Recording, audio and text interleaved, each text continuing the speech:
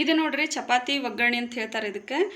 ಇದು ನನ್ನ ಉಳಿದಿದ್ದ ಚಪಾತಿಯಿಂದ, ಅಂದರೆ ಬೆಳಗ್ಗೆ ಚಪಾತಿ ಮಾಡಿದ್ದೆ, ಕೆಲವೊಂದು ಚಪಾತಿ ಉಳಿದಿದ್ವು, ಆ ಚಪಾತಿಯಿಂದ ಚಪಾತಿ ಒಗ್ಗರಣೆ ಮಾಡೀನಿ. ಇದೆಲ್ಲ ಎಲ್ಲರಿಗೂ ಇಷ್ಟ ಆಕೈತಿ. ಯೂಶ್ವಲಿ ಉಳಿದಿದ್ದ ಚಪಾತಿ ತಿನ್ನಂದ್ರೆ ಯಾರೂ ಇಷ್ಟಪಡೋಂಗಿಲ್ಲ, ಆದರೆ ಈ ಟೈಪ್ ಒಗ್ಗರಣೆ ಹಾಕ್ಕೊಟ್ರಲ್ಲ ಭಾಳ ಇಷ್ಟ ಮಾಡಿ ತಿಂತಾರೆ. ಇದನ್ನು ನೀವು ಟಿಫನ್ಗೂ ಮಾಡ್ಕೋಬೋದು, ಮಕ್ಕಳಿಗೆ ಡಬ್ಬಿಗೂ ಕಟ್ಬೋದು. ನೀವು ಫ್ರೆಶ್ ಚಪಾತಿ ಇತ್ತಂದ್ರೆ ಡಬ್ಬಿಗೂ ಕಟ್ಟಿದ್ರೆ ಟೇಸ್ಟ್ ಅನ್ನಿಸ್ತೈತೆ ನೋಡ್ರಿ ಇದು. ಇವಾಗ ಇದನ್ನ ಹೆಂಗೆ ಮಾಡೋದು ನೋಡ್ಕೊಂಡು ಬರ್ರಿ. ನಾ ಹಾಕೋ ವಿಡಿಯೋಸ್ ಎಲ್ಲ ನಿಮ್ಗೆ ಇಷ್ಟ ಆಗಿದ್ರೆ ಲೈಕ್ ಮಾಡಿರಿ, ಶೇರ್ ಮಾಡಿರಿ, ಮತ್ತು ಸಬ್ಸ್ಕ್ರೈಬ್ ಮಾಡೋದನ್ನು ಮರೆಯೋಕೆ ಹೋಗ್ಬೇಡ್ರಿ.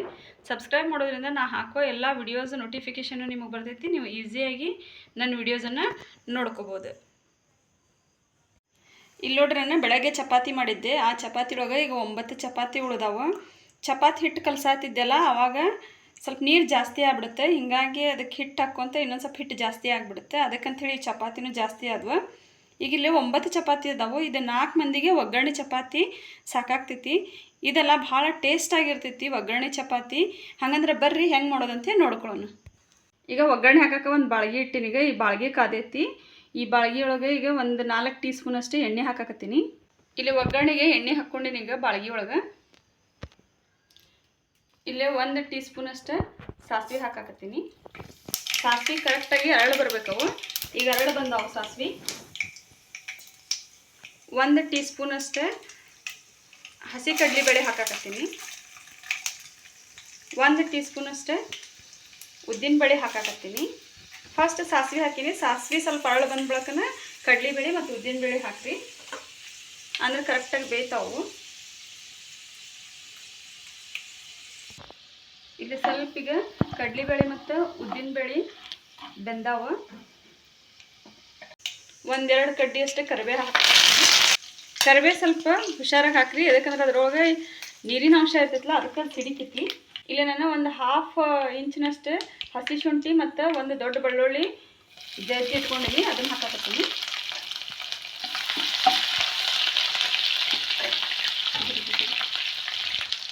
ಇದ್ರ ಜೊತೆಗೆ ಈಗ ಹೆಚ್ಚಿಟ್ಕೊಂಡಿನಿ ಒಂದು 4ರಿಂದ 5 ಮೆಣಸಿನ್ಕಾಯಿ ಅದಾವು ಸಣ್ಣದಾಗಿ, ಅವನು ಹಾಕಕತ್ತೀನಿ.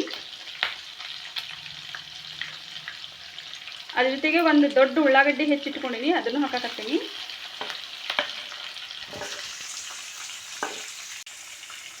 ಒಂದು ಗಜ್ಜರಿ ಹೆಚ್ಚಿಟ್ಕೊಂಡಿನಿ, ಗಜ್ಜರಿನೂ ಹಾಕಕತ್ತೀನಿ. ಇದ್ರ ಜೊತೆಗೆ ನಿಮ್ಗೆ ಬೀನ್ಸ್ ಬೇಕಂದ್ರೆ ಬೀನ್ಸನ್ನು ಹಾಕ್ಕೋಬೋದು. ಇಲ್ಲಿ ಮತ್ತು ನಿಮ್ಗೆ ಯಾವುದಾದ್ರೂ ವೆಜಿಟೇಬಲ್ಸ್ ಅವೈಲೇಬಲ್ ಇತ್ತಂದ್ರೆ ನೀವು ಹಾಕ್ಕೋಬೋದು, ಟೇಸ್ಟ್ ಆಕೈತಿ. ಇಲ್ಲ ಅಂದರೆ ಯಾವುದಾದ್ರೂ ವೆಜಿಟೇಬಲ್ಸ್ ಇಲ್ಲಾಂದ್ರೂ ಬಿಡ್ಬೋದು ನೀವು.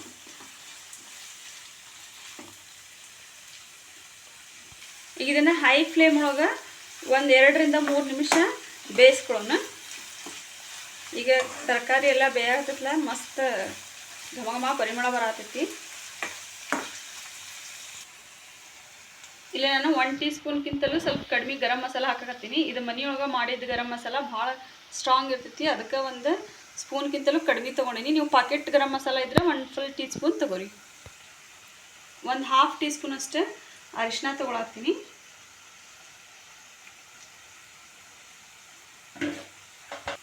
1 ಟೀ ಸ್ಪೂನ್ ಅಷ್ಟು ಉಪ್ಪು ಹಾಕಕತ್ತೀನಿ.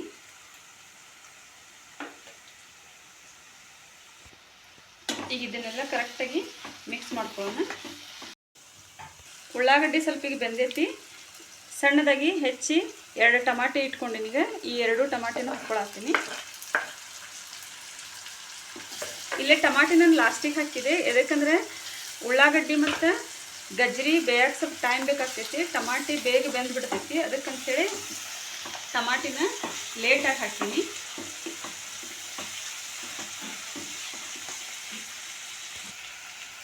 ಒಂದು 1/2 ಟೀ ಸ್ಪೂನ್ ಅಷ್ಟು ಸಕ್ಕರೆ ಹಾಕಕತ್ತೀನಿ. ಇನ್ ಕೇಸ್ ನಿಮ್ಗೆ ಸ್ವೀಟ್ ಇಷ್ಟ ಆಗಂಗಿಲ್ಲ ಅಂದರೆ ನೀವು ಸಕ್ಕರೆ ಹಾಕ್ಕೊಳಕ್ಕೆ ಹೋಗ್ಬೇಡ್ರಿ. ಸ್ವೀಟ್ ಸ್ವಲ್ಪ ಲೈಟಾಗಿ ಸ್ವೀಟ್ ಇಷ್ಟ ಆಕೈತಿ ಅಂದರೆ ಸಕ್ಕರೆ ಹಾಕ್ಕೊರಿ. ಈಗ ನಮಗೆಲ್ಲ ಸ್ವಲ್ಪ ಸ್ವೀಟ್ ಅದ್ರೊಳಗೆ ಇಷ್ಟ ಅನಿಸುತ್ತೆ, ಅದಕ್ಕೆ ಒಂದು 1/2 ಟೀ ಸ್ಪೂನ್ ಅಷ್ಟು ಸಕ್ಕರೆ ಹಾಕ್ಕೊಂಡಿದ್ವಿ.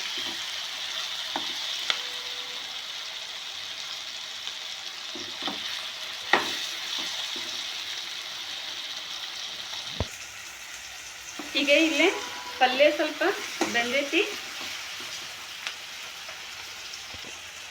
ಈಗ ಇದಕ್ಕೆ ಸ್ವಲ್ಪ ನೀರು ಹಾಕ್ಕೊಳ್ಳೋಣ.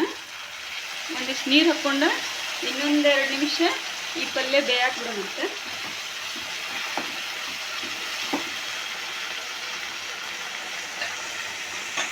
ಇಲ್ಲೇ ನೀರು ಎದಕ್ಕೆ ಹಾಕ್ಕೊಂಡೈತಿ ಅಂದರೆ ಚಪಾತಿ ಸ್ವಲ್ಪ ಡ್ರೈ ಇರ್ತಾವಲ್ಲ, ಅದಕ್ಕಂಥೇಳಿ ಸ್ವಲ್ಪ ನೀರು ಹಾಕಿದರೆ ಮಸಾಲೆ ಎಲ್ಲ ಚಪಾತಿಗೆ ಕರೆಕ್ಟಾಗಿ ಹತ್ತತೈತಿ.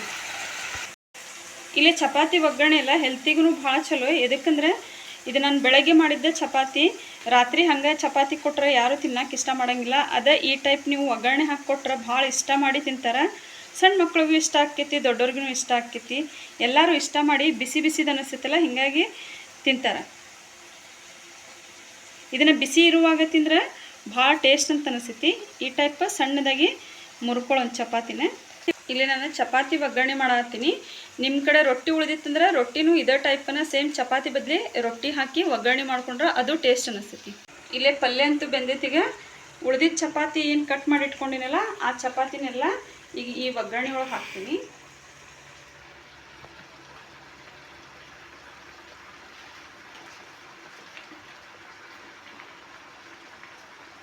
ಇವೆಲ್ಲ ಸ್ವಲ್ಪ ಬಿಡಿಸಿ ಬಿಡಿಸಿ ಹಾಕ್ರಿ, ಅಂದ್ರೆ ಒಗ್ಗರಣೆ ಎಲ್ಲ ಕಡೆನೂ ಕರೆಕ್ಟಾಗಿ ಹತ್ತೈತಿ. ಈಗ ಇದನ್ನು ಕರೆಕ್ಟಾಗಿ ಮಿಕ್ಸ್ ಮಾಡ್ಕೊಳ್ಳೋಣ. ಈಗ ಇಲ್ಲಿ ನೋಡ್ರಿ ಚಪಾತಿಗೆ ಎಲ್ಲ ಕಡೆನೂ ಒಗ್ಗರಣೆ ಕರೆಕ್ಟಾಗಿ ಹತ್ತೈತಿ ಅಂತ ಅನ್ಸಾತೈತಿ. ಇನ್ನೂ ಸ್ವಲ್ಪ ಕರೆಕ್ಟಾಗಿ ಮಿಕ್ಸ್ ಮಾಡ್ಕೊಳ್ಳೋಣ. ಇಲ್ಲಿ ನೀವು ಹಂಗೆ ಉಳಿದಿದ್ದ ಚಪಾತಿ ತಿನ್ನಂದ್ರೆ ಯಾರೂ ತಿನ್ನಂಗಿಲ್ಲ, ಬೆಳಗ್ಗೆ ಮಾಡಿದ್ದ ರಾತ್ರಿ. ಅದೇ ಈ ಟೈಪ್ ನೀವು ಒಗ್ಗರಣೆ ಹಾಕಿ ಕೊಟ್ರೆ ಮಸ್ತ್ ಟೇಸ್ಟ್ ಅಂತ ಅನಿಸ್ತೈತಿ. ಈಗ ಪಲ್ಯ ಮಾಡಕ್ಕೂ ಕೆಲವೊಮ್ಮೆ ಆಗಂಗಿಲ್ಲ, ಕಾಯಿ ಪಲ್ಯ ಇರೋಂಗಿಲ್ಲ, ಬೇಜಾರಾಗಿರ್ತೈತಲ್ಲ, ಅವಾಗ ಈ ಟೈಪ್ ಮಾಡ್ಕೊಂಡು ತಿಂದ್ರೆ ಮಸ್ತ್ ಟೇಸ್ಟ್ ಅಂತ ಅನಿಸ್ತೈತಿ ನೋಡ್ರಿ. ಇದನ್ನೆಲ್ಲ ನೀವು ರಾತ್ರಿ ಉಳಿದಿತ್ತಂದ್ರೆ ಚಪಾತಿ ಬೆಳಗ್ಗೆ ನಾಷ್ಟಾಕ್ಕೆ ಮಾಡಿ ಹುಡುಗರಿಗೆ ಡಬ್ಬಿನೂ ಕಟ್ಬೋದು. ಯಾಕಂದರೆ ಚಪಾತಿ ಅಂತೂ ಕೆಡಂಗಿಲ್ಲ, ಅದ್ರ ಜೊತೆಗೆ ನೀವು ಬೆಳಗ್ಗೆ ನಾಷ್ಟಾಕ್ಕೂ ಮಾಡ್ಕೋಬೋದು. ಎಷ್ಟು ಮಸ್ತ್ ಕಲರ್ಫುಲ್ಲಾಗಿ ರೆಡಿಯಾಗಿ ಬಂದಿತ್ತು ನೋಡ್ರಿ. ಇಲ್ಲಿ ನೋಡ್ರಿ ಚಪಾತಿ ಒಗ್ಗರಣೆಗೆ ರೆಡಿ ಆಗೈತಿ. ಈ ಚಪಾತಿ ಒಗ್ಗರಣೆ ಮಾಡೋದೆಲ್ಲ ಭಾಳ ಈಸಿ, ಜಸ್ಟ್ ಒಂದು 5 ಮಿನಿಟ್ಸ್ ಒಳಗನೆ ರೆಡಿ ಆಗಿಬಿಡ್ತೈತಿ.